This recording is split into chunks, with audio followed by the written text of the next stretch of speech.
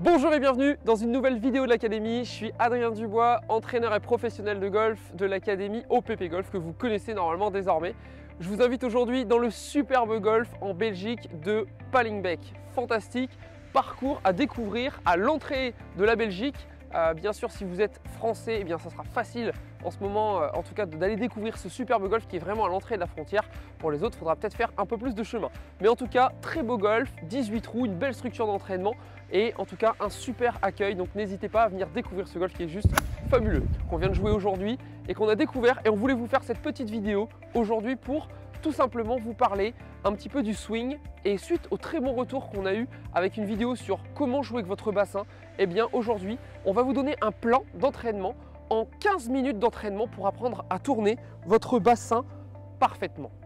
J'ai eu dans de nombreuses questions suite à vos retours sur Facebook, YouTube et Instagram, dans vos demandes, comment fait-on encore pour tourner le bassin?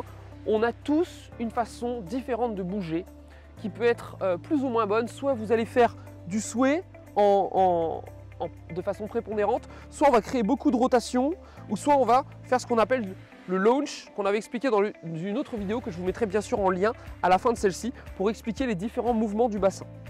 Et donc aujourd'hui, ce que vous allez faire, vous allez commencer dans votre plan d'entraînement à jouer dans un premier temps 10 balles. Vous allez jouer 10 balles et vous allez prendre votre cible, d'accord? Et dans ces 10 premières balles, ce que vous faites, c'est que vous réalisez une vidéo de vous. Vous allez vous prendre avec une vidéo de face et ou une vidéo de profil, mais pour voir la rotation du bassin, c'est très intéressant de faire une vidéo de face. Pourquoi? Parce que lorsque vous allez être installé, ce qui va compter, c'est de pouvoir visualiser si votre bassin tourne au backswing et tourne en étant synchronisé dans la descente avec votre club pour arriver, comme on le voit avec les professionnels, avec un retour de tête de club, de grip et de ceinture qui pointe plutôt vers la cible. Et si on a ce placement, on va pouvoir lancer nos bras en extension. Une question qui revient très souvent, comment je lance mes bras en extension pour éviter ce fameux chicken wings et ces ailes de poulet? Donc la solution, eh bien, c'est de pouvoir déplacer le bas du corps et de tourner les hanches à l'impact. Alors première étape, vous tapez vos 10 balles et vous faites une vidéo.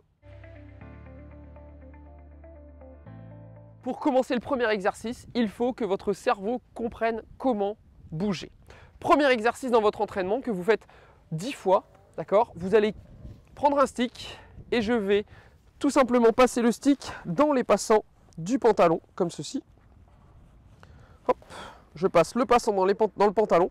Et qu'est-ce que je vais faire? Je vais placer les mains sur les épaules.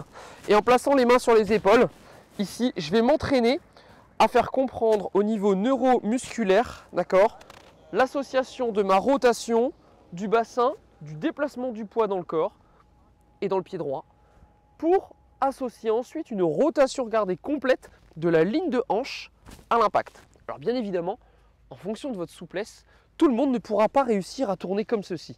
Mais ce qui est important, c'est qu'après le backswing, vous devez déclencher dans votre downswing une rotation et un déplacement latéral à gauche qui va vous permettre de pouvoir générer de la puissance et de pouvoir utiliser les gros muscles pour lancer ensuite les bras. Et donc vous faites ça dans un premier temps pendant 10 réalisations, d'accord? Lent, backswing des épaules, regardez ma ligne d'épaule tourne complètement. Je tourne au retour, mon bassin est face à la cible. Et je le fais 10 fois. Ok?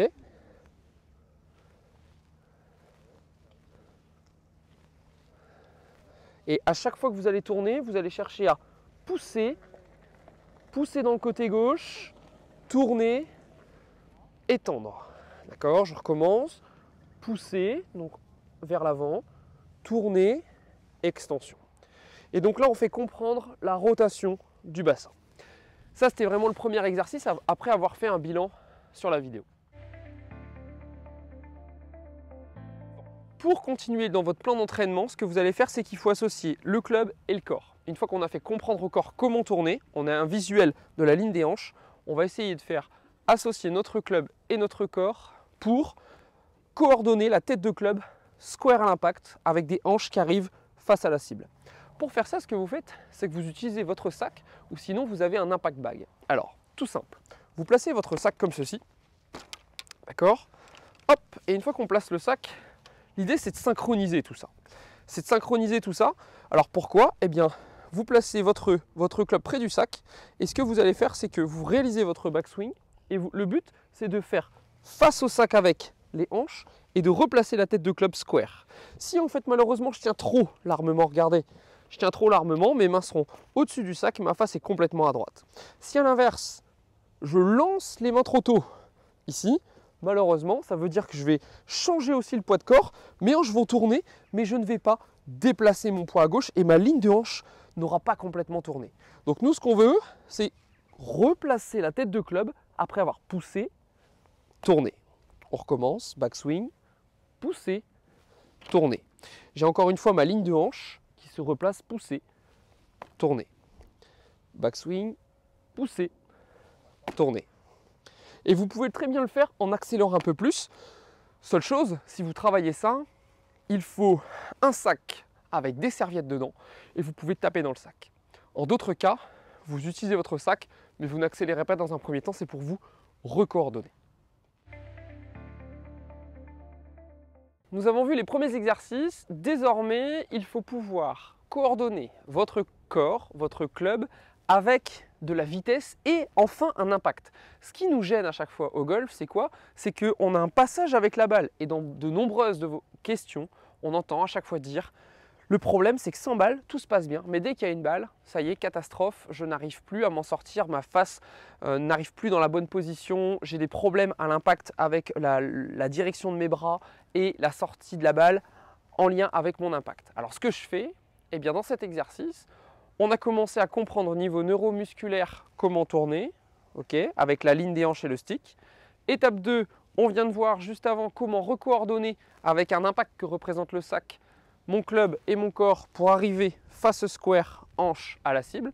Étape 3, on va coordonner tout ça, mais avec une séquence de vitesse. Ce que je vais vous demander, c'est de travailler un exercice qui s'appelle le long court. Alors, qu'est-ce que c'est cet exercice? Eh bien, tout simplement, ce que vous faites, c'est que quand vous allez jouer votre backswing, là, j'ai un backswing qui est complet. Dans ce backswing complet, ce que je vais faire, c'est que je vais accélérer un maximum à partir de cette position d'arrêt. Et vous allez vous arrêter une petite seconde, d'accord? Vous montez le club, je m'arrête, je compte 1. Et après le premier temps, j'accélère le plus vite possible en arrêtant le club en position de traversée avec des hanches qui ont tourné et un poids qui va se retrouver à gauche. L'objectif, c'est quoi? C'est que quand vous entraînez seul, vous devez pouvoir vous auto-coacher. Et on y viendra bientôt dans les prochaines semaines. On vous en parle, donc suivez bien les prochaines vidéos avec une méthode d'entraînement qui arrivera avec beaucoup d'utilité dans vos entraînements. On en reparlera plus tard. Cependant, l'idée c'est quoi? C'est que dans ce long et court, je vais terminer par une séquence qui va volontairement s'arrêter très basse et donc ça va me forcer à faire quoi? Ça va me forcer mentalement à devoir déclencher les hanches très tôt et dans une action beaucoup plus volontaire et rapide pour essayer d'arriver à l'impact avec cette hanche vers la cible. Ce qui va vous permettre quoi? Ce qui va vous permettre un retour de la face de club plus square, des bras qui vont être plus vite en extension et donc vous allez enfin pouvoir travailler le lancer et la traversée de vos bras avec cette rotation de hanche qui va vous le permettre. Cependant, pour faire ça, on ne le fait pas sans balles. On va le faire avec des balles. On va faire une première démonstration, mais dans votre cas, vous jouez 10 balles. Donc c'est parti, on s'installe. Ok, on fait un petit essai avant. Ok, club pied-main, je suis installé. Très bien. Long, court. Ok, je vais accélérer un peu plus vite. Long, j'arrête. Court, super. Et donc je suis court et j'ai ouvert complètement les hanches. Très bien, c'est parti.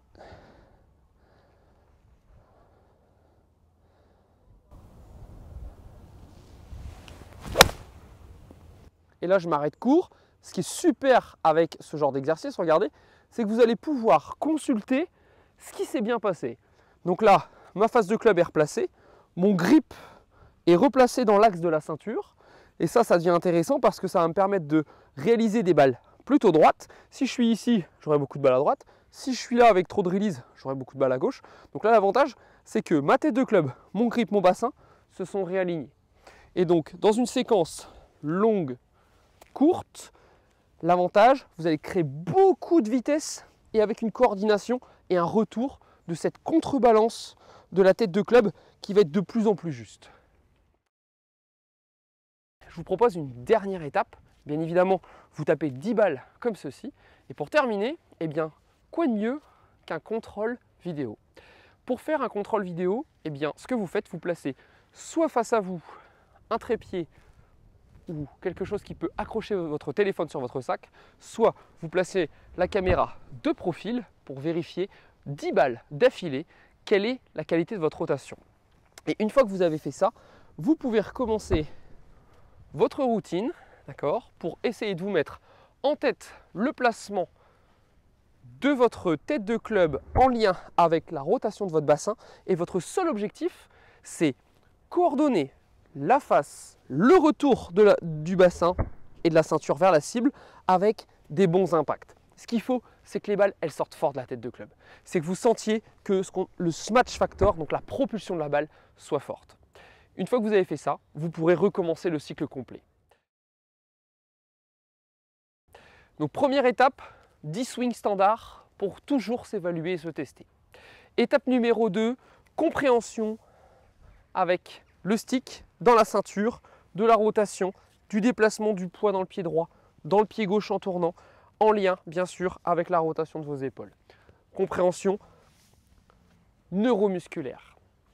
Étape numéro 3, je coordonne mon corps et ma tête de club avec mon sac pour essayer de visualiser un impact, quelque chose de plus massif, de plus important, mais toujours au ralenti sur une basse vitesse. On augmente la vitesse une fois que l'on a compris tout ça, avec cette fois l'exercice du long cours qui va vous aider donc à optimiser beaucoup de smash et une rotation beaucoup plus précoce du bassin. Et enfin, pour terminer, eh bien, rien de plus simple. Vous prenez en vidéo, vous pouvez très bien demander à un ami de vous filmer. Là, c'est pas grave si la caméra n'est pas fixe pour cette fois, c'est un contrôle. Et vous devez regarder en vidéo, comme on le montre là, sur la vidéo actuelle.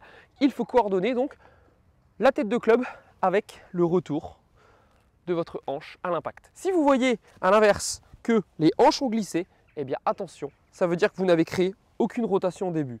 Si vous constatez à l'inverse que votre bassin pousse vers l'avant, effectivement, c'est peut-être que vous n'avez pas une bonne posture et que vous n'avez pas non plus créé de rotation.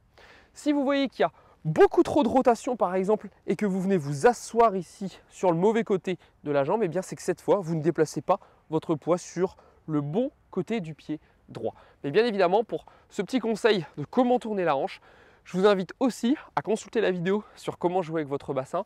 Et pour terminer, vous chercherez toujours à avoir cette rotation du bassin ici, qui doit être en légère rotation interne vers le côté droit et en légère extension vers le côté droit.